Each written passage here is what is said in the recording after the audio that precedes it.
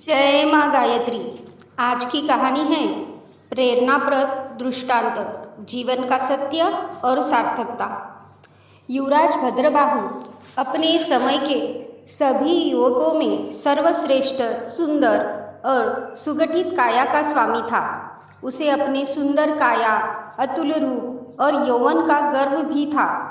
इस गर्व के कारण वह अन्य राजकुमारों के सामने दर्प भरे वचन भी बोलता था। एक दिन युवराज महामंत्री के पुत्र सुकेशी के साथ बजरा से बाहर सरिता के तट पर भ्रमण कर रहा था।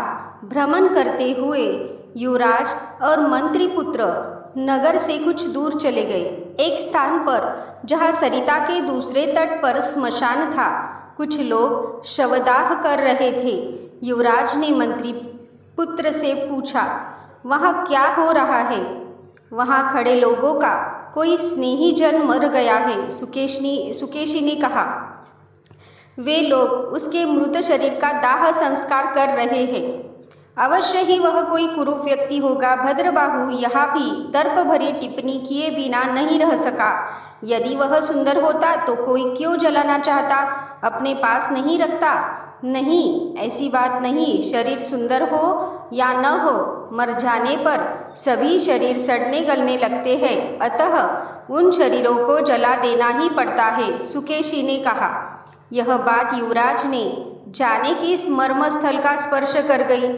उसे अपने रूप, सौंदर्य और यौवन का दर्प टूटे हुए कांच के टुकड़ों की तरह बिखरता हुआ प्रतीत होने लगा और वह उदास रहने लगा।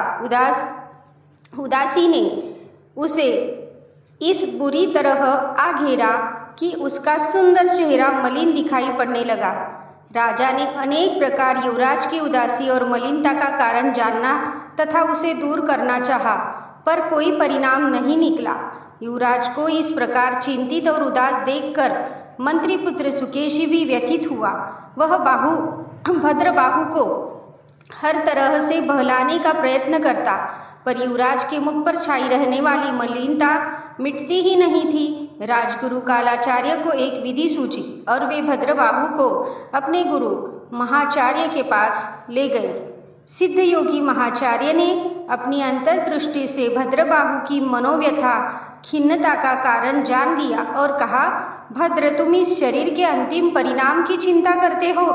लगा किसी ने दुखती रग को पहचान लिया हो। भद्रबाहु ने अपनी सारी व्यथा उड़ेल दी।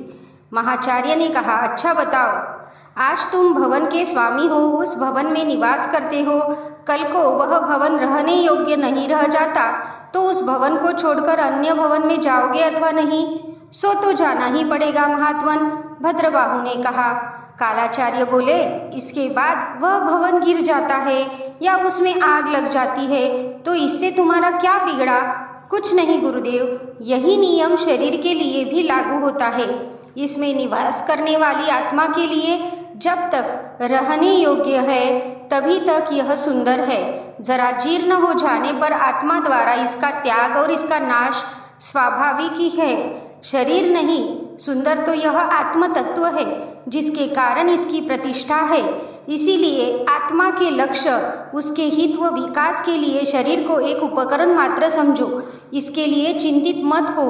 इन वचनों से भद्रबाहु के चक्षु खोल दिए। उसने निश्चय किया कि यह शरीर के गर्व की अपेक्षा आत्मा की महिमा को समझकर जीवन सार्थकता की सिद्धि के लिए ही प्रयत्नशील रहेगा। जय माँ गायत्री। जय गुरुदेव।